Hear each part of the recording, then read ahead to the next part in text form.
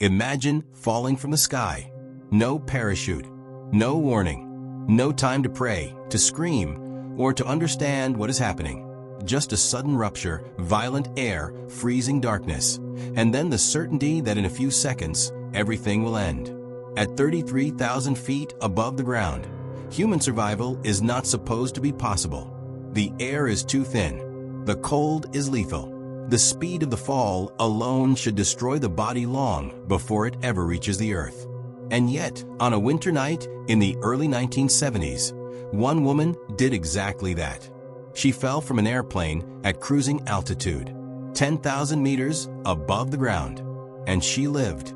This is not an exaggeration. This is not a rumor. This is one of the most thoroughly documented survival cases in aviation history, a case that continues to disturb doctors, engineers, and investigators to this day.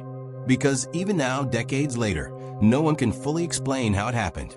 Her name was Vesna Vulovic. To understand how a human being could survive a fall from an altitude where even birds struggle to breathe, we need to go back to who Vesna was before the accident and to the world she lived in. Vesna was born in Yugoslavia, a country that no longer exists, in a time shaped by Cold War tension, political unrest, and quiet fear. She grew up ordinary by all accounts, with no dreams of fame, no desire to be remembered. She was described as cheerful, responsible, and calm, the kind of person who blends into the background of life. She loved music, spoke multiple languages, and eventually found work as a flight attendant for JT Yugoslav Airlines. For Vesna, flying was not a thrill. It was a job, a routine, a way to see the world while serving coffee and checking seatbelts. She was not assigned to dangerous routes, nor did she have any special training that would later explain her survival. In fact, the flight she boarded on January 26, 1972, was not even supposed to be hers. Due to an administrative mistake, Vesna was placed on a flight schedule meant for another crew member with a similar name. A small clerical error, unnoticed and unquestioned, quietly sealed her fate. The aircraft, a McDonnell Douglas DC-9, departed with no sense of impending doom. Passengers chatted. Some slept. Others stared out the windows into the endless black of the night sky. Somewhere below them, Europe lay silent under winter clouds. Somewhere above them, nothing but cold vacuum. And somewhere in the middle, inside the cargo compartment, something deadly waited. Investigators would later determine that a bomb had been planted on the aircraft, likely by a Croatian extremist group targeting Yugoslav institutions. The device was hidden, timed, and designed not just to damage the plane, but to destroy it completely. There was no warning, no threat call, no chance for emergency procedures. At cruising altitude, the explosion tore through the fuselage like paper. The sound was not like thunder. Survivors on the ground later described it as a sharp, unnatural crack in the sky, followed by silence. The plane disintegrated midair. Sections of metal, luggage, seats, and human bodies were violently expelled into the freezing darkness. For the passengers and crew, death was instantaneous, except for one.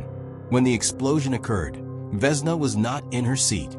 She was in the rear section of the aircraft, near the galley, strapped in by circumstance and chance. The part of the fuselage she occupied did not shatter completely. Instead, it broke away as a large section, forming a twisted metal shell around her. That shell, against all logic, began to fall not as a free body, but as debris, tumbling and spinning, slowing the descent just enough to matter. As the section fell, it struck the snow-covered mountainside of what is now the Czech Republic. Dense forest absorbed part of the impact. Trees snapped.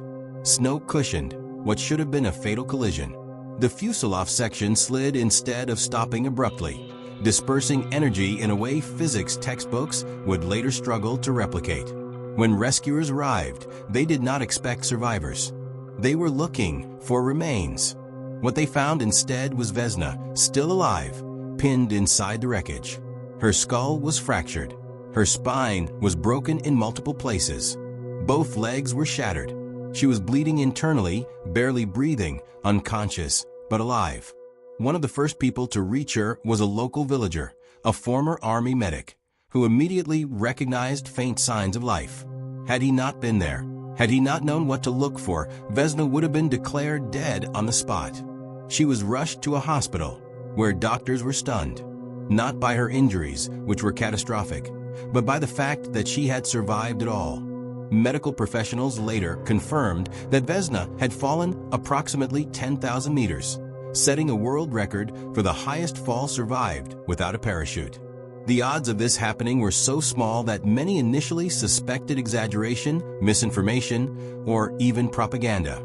But the evidence was undeniable.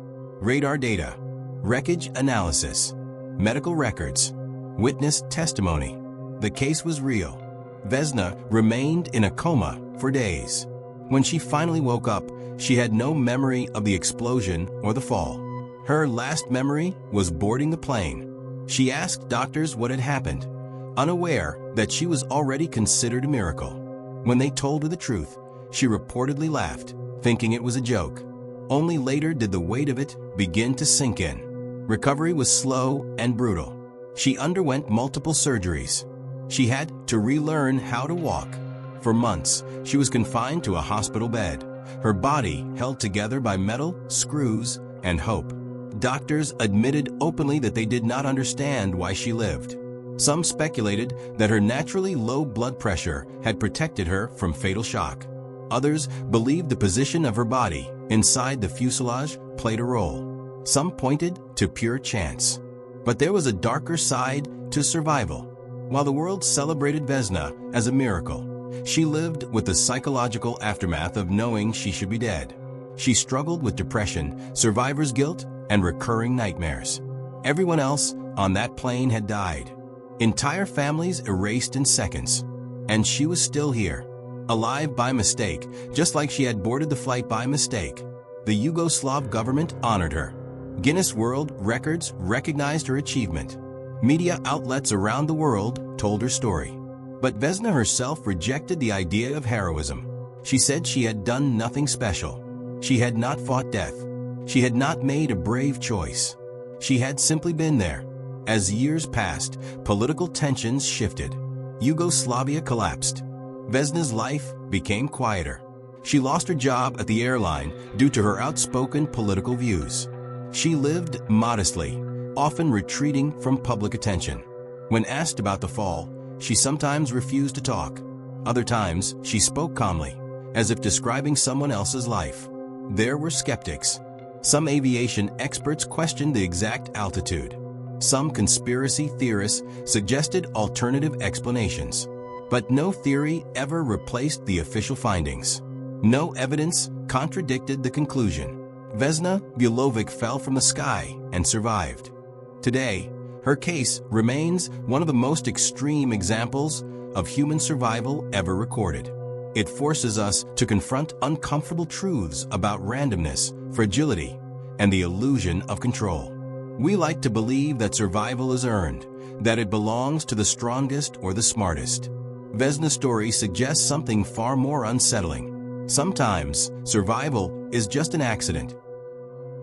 She lived until 2016, when she died quietly. Decades after the fall, the world remembered her again, not for how she lived, but for how she should have died. And her story leaves us with a final question, one that science still cannot answer. If the laws of physics can bend once, just enough to let someone live when everything says they shouldn't, then how many other moments in history were shaped not by destiny or fate or courage, but by a single invisible second where reality hesitated? And if that hesitation happens again, who will be there when it does?